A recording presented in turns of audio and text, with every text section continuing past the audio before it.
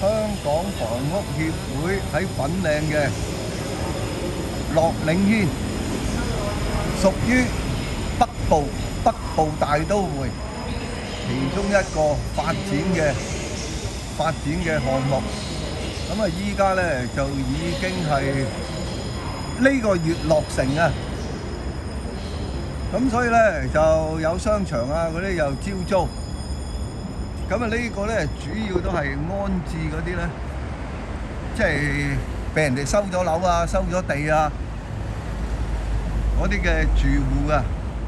仲最新咧，好似話大埔宏福苑有部分災民咧都會係即係安置嚟呢度喎。咁所以咧，今日我哋咧牧師和你行就以呢個北部大都會嘅發展啊，我哋都要了解下。